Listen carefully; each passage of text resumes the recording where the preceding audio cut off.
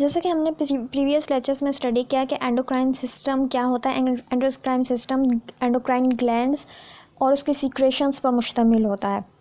अब different types के glands हम लोगों ने स्टडी किए थे कि डिफरेंट टाइप्स होती है ग्लैंड्स की, जब हम क्लासिफिकेशन पढ़ रहे थे हार्मोन्स की, कि हार्मोन्स क्लासिफाइड होती हैं according to their site of production and according to their chemical based.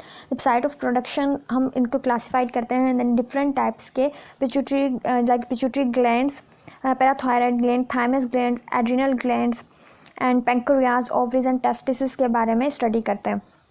हर एक ग्लैंड की स्पेसिफिक हार्मोन होती है जिसे हम केमिकल मैसेंजर्स भी कहते हैं। हार्मोन्स क्या डायरेक्टली ब्लड के अंदर रिलीज़ होती हैं और टारगेट साइट पे जाकर टारगेट सेल पे जाकर जहाँ उसके रिसेप्टर्स मौजूद होते हैं, उन रिसेप्टर्स के साथ अटैच होकर अपनी एक्टिविटी को शो करती हैं। ये प्रीवियस लेक्चर्स में हम लोगों ने कवर कर लिया था। अब एंडोक्राइन सिस्टम, उसके डिफरेंट टाइप से ग्लैंड्स और स्पेसिफिक टाइप की हार्मोन्स, ये तमाम की तमाम चीज़ें एंडोक्राइनोलॉजी का हिस्सा हैं। अब अगर हम जैसे कि हार्मोन्स के बारे में स्टडी कर चुके हैं, हार्मोन्स क्या होती हैं, डिफरेंट टाइप्स के हार्मोन्स के बारे में हमने प्रीवियस लेक्चर्स के अंदर स्टडी किया, लेकिन आज हम जो पढ़ने जा रहे हैं वो है व्हाट इज़ इंसुलिन। इंसुलिन क्या है? इंसुलिन भी एक हार्मोन है जो कि पैंक्रियाज से रिलीज़ होती है। पैंक्रियाज एक ग्लैंड हमने पढ़ा था रिलीज़ होती है, इसको इंसुलिन कहते हैं। इंसुलिन को अगर हम डिफ़ाइन करना चाहें देन हम कहेंगे कि insulin is a peptide hormone produced by beta cells of the pancreas. अच्छा, यहाँ पे पेप्टाइड हार्मोन इसलिए बताया गया है क्योंकि जब हमने केमिकल बेस्ड क्लासिफिकेशन की थी तो हमने पढ़ा था कि हार्मोन्स जो हैं डिवाइड की जाती हैं, लाइक प्रोटीन बेस्ड हार्मोन है या फिर स्टेरॉइड्स हार्मोन्स हैं, डेरिवेटिव्स ऑफ अमाइनो एसिड्स, इन्हें क्लासिफाइड किया गया था। तो ये पेप्टाइड हार्मोन है produced by beta cells of the pancreas. Pancreas में डिफरेंट टाइप के सेल्स होते हैं, उसमें बीटा सेल्स में ये रिलीज़ होती है, बीटा सेल से ये रिलीज होती है। It regulate the metabolism of carbohydrates, fats, proteins by promoting the absorption of glucose from the blood into the liver, fat and skeleton muscle cells. अब इसका बेसिक फंक्शन क्या है? बेसिक फंक्शन हमारा insulin का होता है कि वो ग्लूकोज को रेगुलेट करती है, बॉडी के अंदर ग्लूकोज का रेगुलेट कर रही होती है, इसके अलावा और डिफरेंट फंक्शंस भी परफॉर्म करती है। इसलिए यहाँ पे बताया गया है it regulates the metabolism of carbohydrates, fats, proteins by promoting the absorption of glucose from the blood. Absorption of glucose को प्रमोट करते हुए ये मुख्तलिफ किस्म के जो कंपोनेंट्स हैं हमारी बॉडी के अंदर, like carbohydrate, fats and protein को कंट्रोल कर रही होती है, रेगुलेट कर रही होती है। ह्यूमन इंसुलिन का अगर हम केमिकल पॉइंट ऑफ व्यू से देखें, केमिकल नेचर देखें तो पता चलता है insulin is a small soluble protein containing 51 amino acids. इसमें 51 अमाइनो एसिड्स होते हैं। देखिए ये चेन दिखाई गई है क्योंकि प्रोटीनियस नेचर की, ये देखिए जैसा प्रोटीन का स्ट्रक्चर होता है इसी तरह ये एक चेन दिखाई गई है जिसमें डिफरेंट टाइप्स के अमाइनो एसिड्स लगे हुए हैं, ये जुड़े हुए हैं और उनकी एक चेन बन रही है। अब यहाँ पे चेन ए है जिसमें 21 अमाइनो एसिड है, देखिए यहाँ पे दिखाया गया है। चेन ए के अंदर 21 अमाइनो एसिड्स हैं और चेन बी के अंदर 30 अमाइनो एसिड्स हैं। मीन 30 एंड 21 को जब हम प्लस करते हैं तो हमारे पास 51 अमाइनो एसिड बन जाते हैं। इट्स मीन कि ये जो chain A and chain B दोनों मिलकर 51 अमाइनो एसिड्स बना रही हैं। इसलिए हम कहते हैं कि chemical nature of insulin show that it is small soluble protein containing 51 amino acid मौजूद होते हैं ह्यूमन इंसुलिन के अंदर। अगर हम इसको फर्दर स्टडी करें तो पता चलता है कि जैसे हमने इंसुलिन एक पढ़ा कि इंसुलिन एक हार्मोन है और हार्मोन का जब हम पढ़ रहे थे किस तरह वो एक्ट करती है, तो हमने पढ़ा था कि हर एक हार्मोन के लिए स्पेसिफिक रिसेप्टर होता है उसके टारगेट सेल के ऊपर, ये टारगेटेड साइट पर। जैसे ही हार्मोन जाकर उस टारगेटेड साइट पर अटैच होती है उस रिसेप्टर के साथ, देन वो अपनी एक्टिविटी को स्टार्ट करती है, परफॉर्म करती है। और हर रिसेप्टर स्पेसिफिक है स्पेसिफिक हार्मोन के लिए। जिस तरह की एंड लॉक मॉडल होता है, ताला एंड चाबी का जैसा सिस्टम होता है कि एक ख़ास ताले के अंदर ख़ास किस्म की चाबी लगेगी, उसी चाबी से आप उस ताले को खोल सकते हैं, उस लॉक को खोल सकते हैं। अदरवाइज़ हम किसी और कोई भी हम जितनी मर्ज़ी चाबियां लगाते रहें, जितनी मर्ज़ी कीज़ इस्तेमाल करते रहें, लेकिन वो लॉक नहीं खुलता। तो इसके लिए हमें स्पेसिफिक किस्म की की चाहिए जो कि उसी से मुताबिकत रखती हो। यही होता है हार्मोन का एक्शन में भी, जो मैकेनिज़्म ऑफ एक्शन हार्मोन का होता है उसमें भी यही होगा कि स्पेसिफिक टाइप की हार्मोन के लिए स्पेसिफिक टाइप का रिसेप्टर मौजूद है टारगेटेड साइट पर। वो जाएगी वहाँ पर, वहाँ पे जाके उस टारगेटेड साइट पे मौजूद रिसेप्टर से अटैच हो जाएगी। अब यही चीज़ यहाँ पर दिखाई गई है, आप देखें कि when the sugar gets to the cells however they find the cell door locked. अब हमारे, क्योंकि हमने पढ़ा कि इंसुलिन रेगुलेट कर रही है हमारे बॉडी के अंदर ग्लूकोज के लेवल को या शुगर लेवल को, तो क्या होगा, अगर हम ये कह सकते हैं when the sugar gets to the cells however they find the cell door locked, जैसे ही जो हमारे शुगर के ग्लूकोज के मॉलिक्यूल हमारे ब्लड के अंदर मौजूद हैं वो सेल के पास जाते हैं, लेकिन उन्हें पता चलता है कि जहाँ से उन्होंने इंटर होना है सेल के अंदर वो दरवाज़ा तो बंद है, डोर तो लॉक है, और लॉक की उस हार्मोन के पास है जो कि उसके लिए स्पेसिफिक है, और वो हार्मोन ग्लूकोज को कंट्रोल करने वाली हार्मोन है इंसुलिन। हम ये समझते हैं इस जो डोर लॉक हुआ है ग्लूकोज के लिए, उसकी चाबी इंसुलिन है दर हकीकत। A special key is required to unlock the cells so the sugar can get it। अब इस जो ये लॉक्ड दरवाज़ा है शुगर के लिए सेल्स का या ग्लूकोज के लिए सेल का, इसको लिए स्पेशल की मौजूद है जो कि इसे अनलॉक कर सकती है और शुगर के मॉलिक्यूल्स को सेल्स के अंदर जाने की इजाज़त दे सकती है। दिस स्पेशल की इज़ कॉल्ड इंसुलिन। ये स्पेशल की जो है वो इंसुलिन कहलाएगी, ठीक है, ये स्पेशल की इंसुलिन कहलाती है। Without insulin the door remains locked, sugar cane not get inside. अगर इंसुलिन नहीं होगी तो ये दरवाज़ा नहीं खुलेगा सेल का, और जो शुगर के या ग्लूकोज के मॉलिक्यूल सेल के बाहर मौजूद है वो अंदर दाखिल नहीं हो सकेंगे। ये देखिए यहाँ पे दिखाया गया है कि इंसुलिन सेल के ऊपर मौजूद रिसेप्टर्स के साथ जाके अटैच हो रही है। आप ये देखें यहाँ पे इंसुलिन रिसेप्टर मौजूद है सेल के ऊपर, ये सेल के ऊपर दिखाए गए हैं, ये रिसेप्टर है स्पेसिफिक साइट जहाँ से वो लॉक हुआ है डोर, जो कि शुगर मॉलिक्यूल का अंदर की तरफ जाने की इजाज़त देगा। यहाँ पर ये ग्लूकोज चैनल है, अगर इसके ऊपर इंसुलिन की नहीं लगाएंगे देन ये क्लोज्ड ही रहेगा।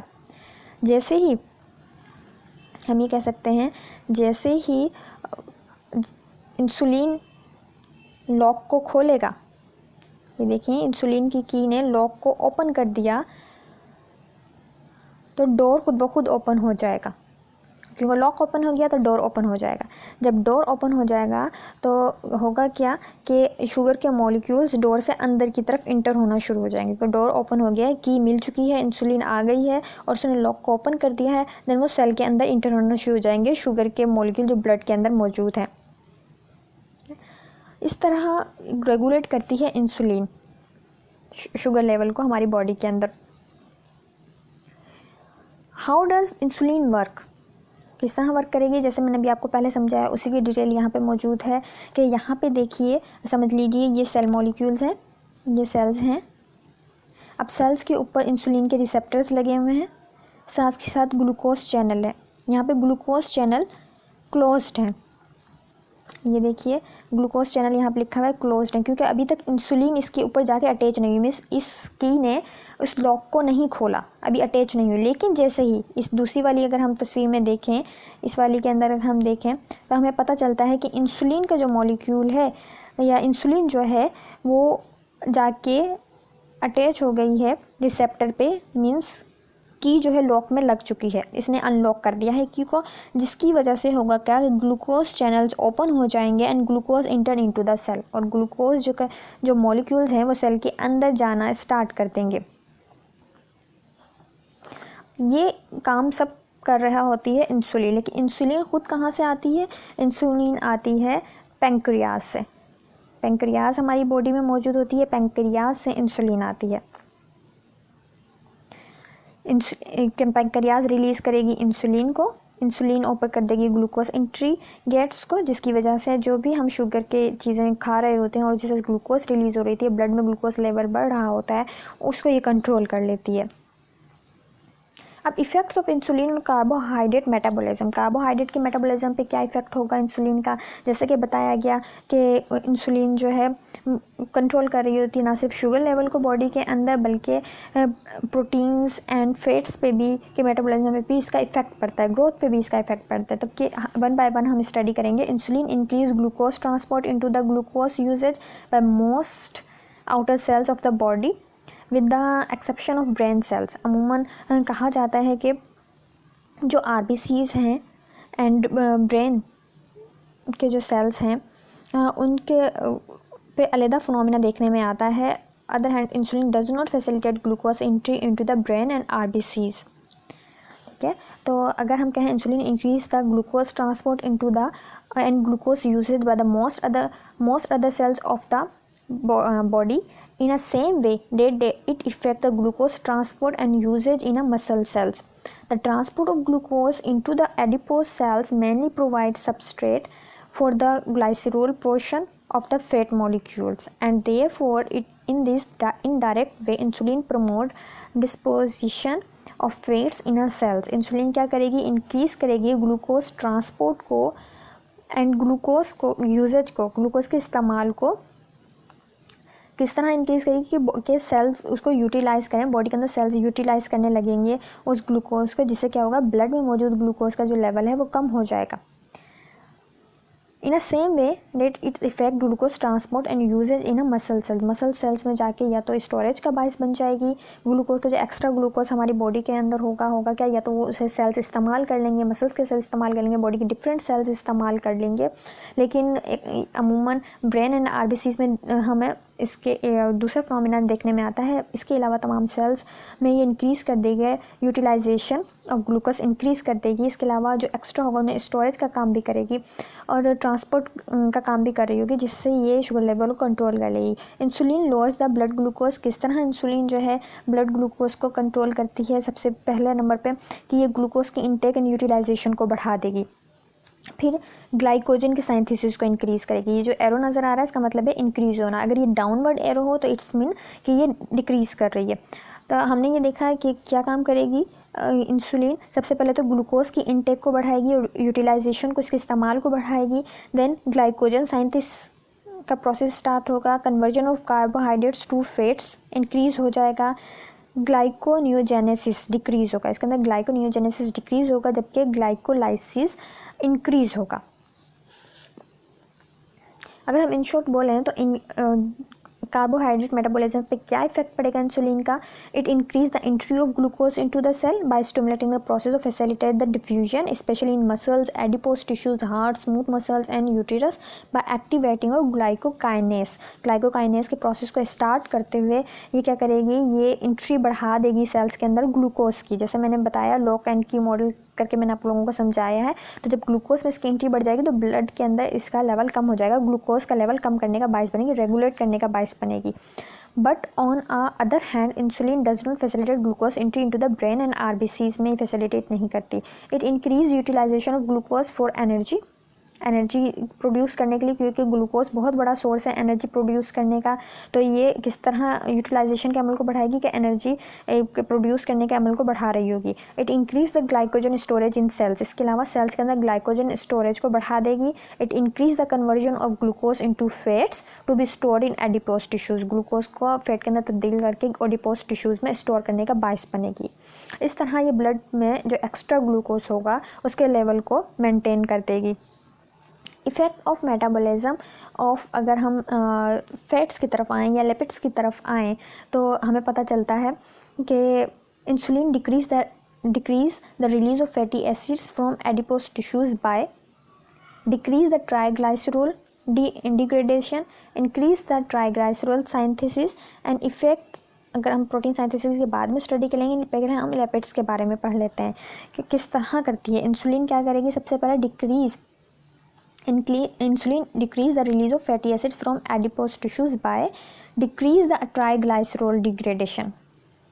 Insulin inhibit the activity of hormone sensitive lipase and adipose tissues. lipase एक आप कह सकते हैं इस तरह की हार्मोन सेंसिटिव लाइपेस है जो कि इनहेबिट हो जाएगी. जिससे क्या होगा, inhibit the hydrolysis of triglyceride in fat cells by inhibiting the hormone sensitivity of lipase. ये इंसुलिन की मौजूदगी में होगा. जबकि अगर इंक्रीज ट्राइग्लाइसरोल साइंथेसिस में क्या होगा, insulin increase the transport and metabolism of glucose into the adipocytes. Adipocytes में की तरफ ये ट्रांसपोर्ट बढ़ा देगी. And insulin increase the transport and metabolism of glucose in adipose tissues, provide the glycerol three phosphate for triglycerol synthesis. किस तरह provide करेगी glycerol three phosphate for triglyceride synthesis. Insulin also increase the lipoprotein lipase activity of the adipose tissues by increase the enzyme synthesis, provide fatty acids for esterification. अब ये कह सकते हैं, हम ये कह सकते हैं कि इंसुलिन क्या करेगी, insulin forms fatty acid from excess liver glucose. Fatty acids are utilized from triglyceride. Fatty acid utilize हो जाएंगे ट्राइग्लाइसराइड से, which are stored in adipose tissues. Adipose tissues में जाके, एडिपोज टिश्यूज़ ऐसे टिश्यूज़ होते हैं जिसके अंदर फैट्स जाके स्टोर हो रही होती है, अमोनिया फैट मौजूद होती है, तो ये वहाँ जाके स्टोर हो जाएंगे. जो fatty acid are utilize from triglyceride which are stored in adipose tissues. Adipose tissues में जाके स्टोर हो जाएंगे. It inhibit the hydrolysis of triglycerides, या हमसे कह सकते हैं decrease the triglyceride degradation in fat cells by inhibiting the hormone of sensitivity of lipase. किस तरह ये इनहेबिट करेगी, हाइड्रोलाइसिस को इनहेबिट करेगी, डिग्रेडेशन ऑफ ट्राइग्लाइसरॉल को इनहेबिट करेगी, क्योंकि ये इनहेबिट कर देती है हार्मोन सेंसिटिविटी ऑफ लाइपेस, जो कि इसमें अहम किरदार अदा करती है. लाइपेस अहम किरदार अदा कर रही थी, ये उसी को कम कर देगी. इससे क्या होगा, ट्राइग्लाइसरॉल डिग्रेडेशन भी इनहेबिट होगी, हाइड्रोलाइसिस ऑफ ट्राइग्लाइसराइड भी इनहेबिट हो जाएगी सेल के अंदर.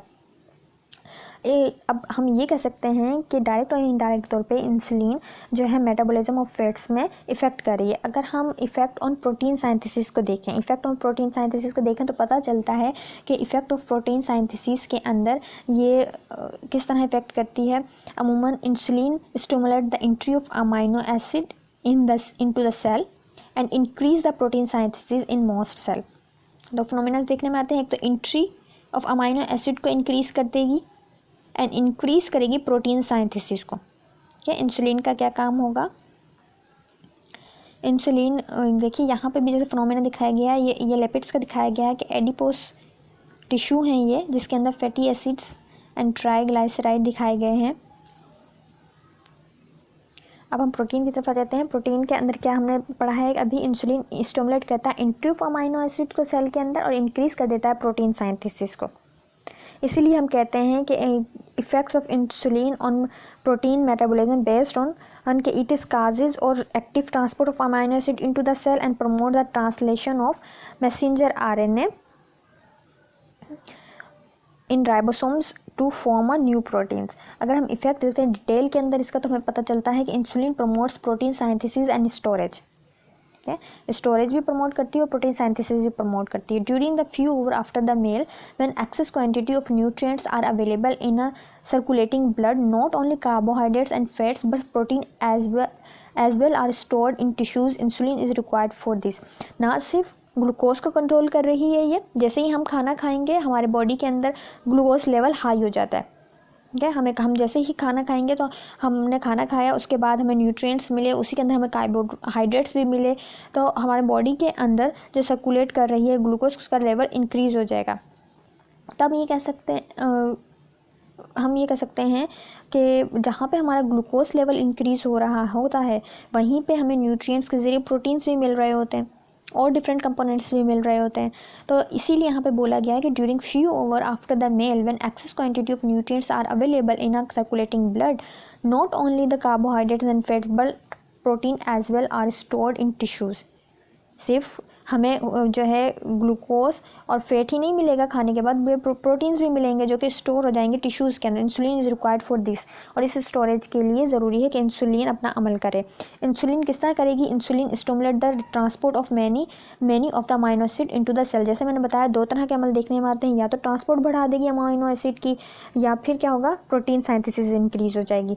अब क्या है, ये भी दोनों अमल एक साथ स्टार्ट हो जाएंगे. अब यहाँ पे कि पहले पॉइंट के अंदर बताया गया है कि क्या करेगी insulin, transport of many amino acid into the cell को स्टिमुलेट कर देगी, और इंसुलिन इंक्रीज़ करेगी translation of RNA, messenger RNA, thus flowing new protein, ताकि न्यू प्रोटीन को बनाया जा सके. न्यू प्रोटीन बनने के लिए इंक्रीज़ कर देगी ट्रांसलेशन ऑफ मैसेंजर आरएनए को. इसके अलावा थर्ड पॉइंट पे बताया गया है increase the rate of transcription of selected RNA.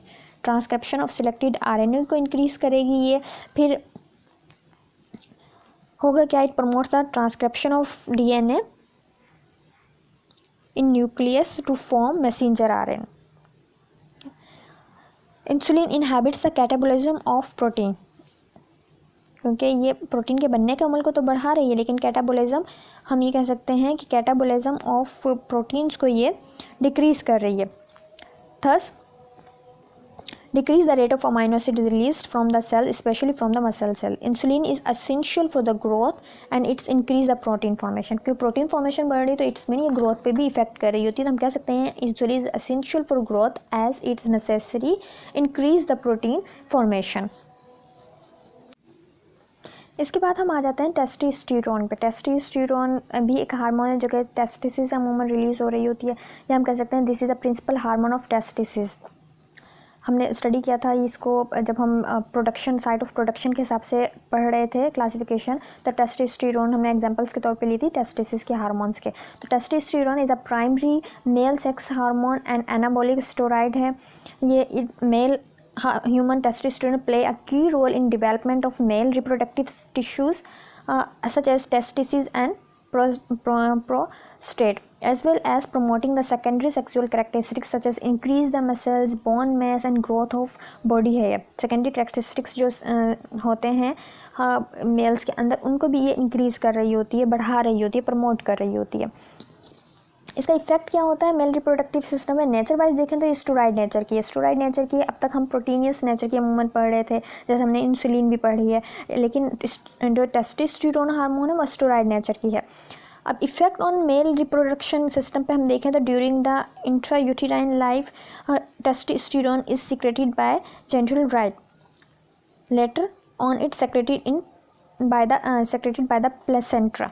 During जब प्रेगनेंसी मुख्तलिफ फेज़ के अंदर जा रहे होते हैं तो मुख्तलिफ किस्म के जो हैं लोकेशन से इसको रिलीज़ आउट किया जाता है और लाइफ के स्टेजेस में ये चेंज होती रहती है। लेकिन अमूमन जो जनरली फॉर्म में हम बोलते हैं वो कहते हैं हम ये टेस्टिस से रिलीज़ हो रही है, लेकिन ड्यूरिंग जब इंट्रा यूटेराइन लाइफ की बात करते हैं तो हम स्पेसिफिक कह रहे होते हैं कि testosterone is secreted by the genital tract से रिलीज़ हो रही है। क्योंकि हमने एनाटमी पढ़ ली है, reproductive system, male reproductive system भी हमने स्टडी किया था, फीमेल रिप्रोडक्टिव सिस्टम भी स्टडी किया था।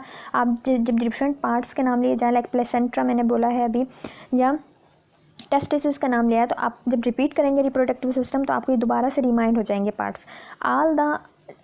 all this stage it cause the development of male genital duct present in much greater level in male than women। लेकिन अमूमन ये होती बोथ के अंदर है, मेल एंड फीमेल, लेकिन इसका लेवल मेल में ज़्यादा होता है, मेंस में ज़्यादा होता है। Testosterone initiate the development of male internal and external reproductive organ during the fetal development and essential for the production of sperms in adult life।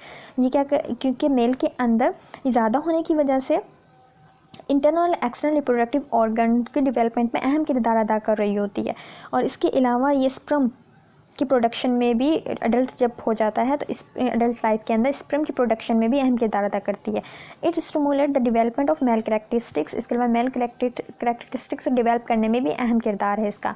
Testosterone is linked to many of the changes seen by in boys during puberty, like increase in height, body of pubic hair growth, enlargement of penis. इसके अलावा testis and posterior gland, change the sexual and aggressive behaviour. ये तमाम चीज़ें control कर रही होती है, regulate कर रही होती है टेस्टोस्टेरोन हार्मोन। टेस्टोस्टेरोन हार्मोन का सेकेंडरी सेक्स कैरेक्टरिस्टिक्स पर भी इफेक्ट होता है, such as growth of hair on a face के ऊपर, जिस तरह मेल्स के अंदर ग्रोथ हो जाती है हेयर की, वो भी इसके रेगुलेशन में आता है। And chest and प्यूब्स and increase in decrease in top of the head, अगर सर के ऊपर बालों में कमी आ रही है, या voice become deeper. Testosterone causes thickness of skin का बायस भी बनती है, रफनेस ऑफ सबक्यूटेनियस टिश्यूज़ का। It also responsible for aggressive mood. आप देखेंगे जैसे जैसे हमारी एज बढ़ती है हमारा एग्रेसिव बिहेवियर भी, अमूमन हमारा मूड, बिहेवियर, टोन, ये सब चेंज हो रहा था, हमारी आवाज़ चेंज हो रही होती है, हमारी अपीयरेंस चेंज हो रही होती है। तो ये हार्मोन्स इन चीज़ों को कंट्रोल कर रही हैं, एग्रेसिव मूड को कंट्रोल रेगुलेट कर रही होती है। Active attitude and interest in opposite sex, ये तमाम चीज़ें जो हैं टेस्टोस्टेरोन हार्मोन्स कंट्रोल करती है या रेगुलेट करती है। इसके अलावा increase protein synthesis and decrease the blood urea level भी इसका एक फंक्शन है हमारी बॉडी के अंदर। प्रोटीन साइंथेसिस को इंक्रीज़ करने का भी बायस बनती है, जिस तरह इंसुलिन मुख्तलिफ किस्म के कंपोनेंट्स में अहम किरदार करिए, प्रोटीन मेटाबॉलिज्म में, फैट मेटाबॉलिज्म में, कार्बोहाइड्रेट्स में मल्टीपल फंक्शंस हैं। इसी तरह टेस्टोस्टेरोन के भी मल्टीपल फंक्शन, ना सिर्फ रिप्रोडक्टिव सिस्टम्स के हवाले से बल्कि protein synthesis and decrease blood urea level के हवाले से भी। इफेक्ट अगर बोन्स पे देखें तो इंक्रीज थिकनेस ऑफ बोन्स करेगी ये, disposition of calcium salts and bones and length of the males pelvis and make is funnel shape में अहम किरदार अदा करती है। फिर हम अगर effect on RBCs and electrolytes पे देखें टेस्टोस्टेरोन का, तो increase number of RBCs, increase कर देगी नंबर ऑफ आरबीसीज को ये। इसके अलावा ये कर अमाउंट 15 to 20% करेंगे। However this difference may be due to the increase metabolic rate flowing testosterone administration rather than to a direct effect of testosterone on RBCs production. फिर हम देखते हैं कि इलेक्ट्रोलाइट पे भी इसका इफेक्ट होता है, मीन जो मिनरल या आइंस जो हमारी बॉडी के अंदर है, मिनरल आइंस या फिर वाटर कंटेंट जो है उस पर भी इफेक्ट पड़ता है। इंक्रीज रीएब्जॉर्प्शन ऑफ सोडियम आइन की जो है रीएब्जॉर्प्शन को या वापस बॉडी के अंदर एब्जॉर्ब होने के अमल को बढ़ा देती है। And water is a distal tubules of the kidney. कहाँ पे, जब हमने किडनी का स्ट्रक्चर पढ़ा था तो हमने डिफरेंट किस्म के ट्यूब्यूल्स के बारे में पढ़ा था, हमने किडनी का पढ़ा था, नेफ्रॉन का पढ़ा था, नेफ्रॉन एंड डिस्टल हमने कलेक्टिंग ट्यूब्यूल्स के बारे में पढ़ा था। तो यहाँ ये डिस्टल ट्यूब्यूल्स के मुकाम पर रीअब्जॉर्प्शन के अमल को बढ़ा देती है सोडियम के, आइंस के एंड वाटर के। This effect of testosterone is of a minor degree, लेकिन ये माइनर डिग्री में देखने में आता है, इतना ज़्यादा नहीं होता। तो हम ये कह सकते हैं कि टेस्टोस्टेरोन जो है अमूमन मेल हार्मोन समझी जाती है, लेकिन फीमेल्स में भी इसकी रिलीज़ होती है, लेकिन एज़ कम्पेयर टू मेल ये कम रिलीज़ हो रही होती है। ये डिफरेंट किस्म के secondary sex characteristics, protein metabolism में एंड इफेक्ट्स बोन की थिकनेस में, लाइक बोन की थिकनेस इंक्रीज़ करने में या increase the total quantity of bone matrix को इंक्रीज़ करने में, deposition of calcium salts in bone या स्ट्रेंथ ऑफ पेल्विस और मेक इट स्ट्रॉन्ग, डिफरेंट किस्म का फंक्शन ये परफॉर्म कर रही होती है। इसके अलावा आइंस और वाटर के बैलेंस में, इलेक्ट्रोलाइट के बैलेंस को रखने में भी इसका माइनर किरदार होता है। आरबीसीज की प्रोडक्शन में 15 to 20% ये इंक्रीज़ कर देती है। ये था टेस्टोस्टेरोन। लेकिन टेस्टोस्टेरोन के साथ साथ ही एस्ट्रोजन के बारे में भी स्टडी करते हैं। एस्ट्रोजन भी सेक्स हार्मोन है, लेकिन उन्होंने फीमेल सेक्स हार्मोन समझी जाती है। एस्ट्रोजन कहेंगे या ऑस्टेरोजन कहेंगे, is a primary female sex hormone. It is responsible for the development of regulate the female reproductive system and secondary sex characteristics. वहाँ टेस्टोस्टेरोन मेल में सेकेंडरी सेक्स कैरेक्टरिस्टिक्स को control कर रही थी, रेगुलेट कर रही थी। यहाँ पे ये फीमेल के अंदर एस्ट्रोजन कर रही है। Women ovaries produce most estrogen, also the adrenal glands also produce small amount of the hormone. ये इसका अगर हम देखें, नेचर देखें, तो 18 कार्बन स्टेरॉइड इसके अंदर मौजूद होते हैं। अगर हम एक्शन के हिसाब से देखें, यहाँ पे देखिए तस्वीर में दिखाया गया है, ये मसल स्ट्रेंथ ब्रेस्ट डेवलपमेंट को इंक्रीज़ कर देती है। Increase the cholesterol in bile, increase the fat store, menstruation and maintain the bone mineral density, ovulation and prevent the osteosclerosis, इस तरह के काम करती है। हम ये कह सकते हैं कि अगर हम एस्ट्रोजन की एक्टिविटी देखें, एक्शंस देखें, तो increase the size of vagina की सेकेंडरी कैरेक्टरिस्टिक्स भी, सेक्स कैरेक्टरिस्टिक्स भी जो है डेवलप कर रही होती है। तो increase the size of vagina, increase the size of uterus, causes of growth of uterine glands, causes of enlargement of menstruation and of the wall of vagina, and increase the size of labia and minora and promote the development of tubular duct system को, ये सारी चीज़ों को ये promote कर रही होती है, इंक्रीज़ कर रही होती है। इसके अलावा और बहुत से काम हैं इसके जिसमें एस्ट्रोजन अहम किरदार अदा करती है, like increase the synthesis of fats, जैसे यहाँ तस्वीर में दिखाया गया है। Increase the cholesterol in bile and increase the fat store, function को इंक्रीज़ करती है। फिर increase the disposition of fats in subcutaneous tissue, specially in breast, medial side of the thigh and buttocks. It increase the retention of sodium ion and water, increasing the ECF. जैसे testosterone sodium ion and water की absorption को बढ़ा रहा था, ये भी retention को increase करती है सोडियम आयन के एंड वाटर के। The hormone is responsible for the proliferate, आप बहुत से मेंस्ट्रुअल साइकिल के अंदर, and decrease the blood cholesterol level में भी अहम किरदार अदा करती है। यहाँ देखिए डिफरेंट फंक्शंस दिखाए गए हैं एस्ट्रोजन के ब्रेन के हिसाब से help to maintain the body temperature and prevent the memory loss. Breast को stimulate the ability and prepare the milk ग्रैंड्स।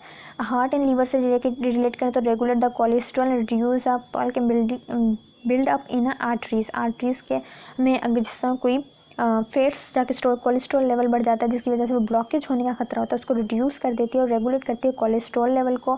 फिर ओवरी में स्टिमुलेट करती है, अगर ओवरी के पॉइंट से स्टिमुलेट करती है मैस्चुरेशन साइकिल को कंट्रोल कर रही होती है। विजाइना पॉइंट ऑफ व्यू से देखें तो हम ये स्टिमुलेट कर रही होती है मैस्चुरेशन को मेंटेन करती है, लुब्रिकेशन को and thickness of vagina lining को इंक्रीज करती है। यूटेरस में stimulate the maturation prepare the uterus for the foetus nourishment. हमने पढ़ा था ना रिप्रोडक्टिव सिस्टम में कि यूटेरस वो पॉइंट है जहाँ पे फीटस जो है डिवेल्प हो रहा होता है या उसकी डिवेलपमेंट के तमाम की तमाम चीज़ें उसके अंदर मौजूद होती हैं। फिर bones preserve bone minerals density, इसका अहम फंक्शन है। तो आज हमने बहुत से ऐसी जो है हार्मोन्स स्टडी की हैं जो कि हमारी बॉडी के डिफरेंट ग्लैंड से रिलीज़ होती हैं। लाइक इंसुलिन रिलीज़ होती है, हमने पढ़ा पैंक्रियाज से। इसी तरह हम टेस्टोस्टेरोन्स एंड एस्ट्रोजन हार्मोन्स के बारे में स्टडी किया जो कि सेक्स हार्मोन्स कहला रही होती हैं, जो कि वुमेन एंड मेल दोनों में ही अहम किरदार अदा करती हैं।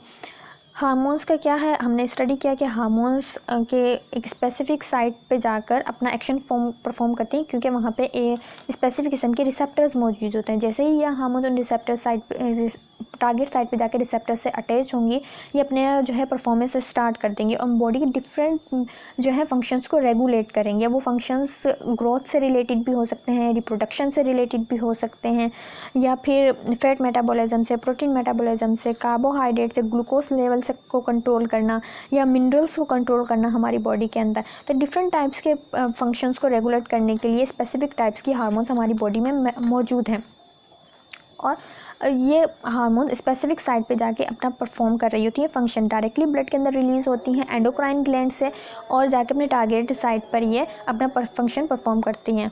उम्मीद करते हैं आपको ये चैप्टर समझ में आया होगा।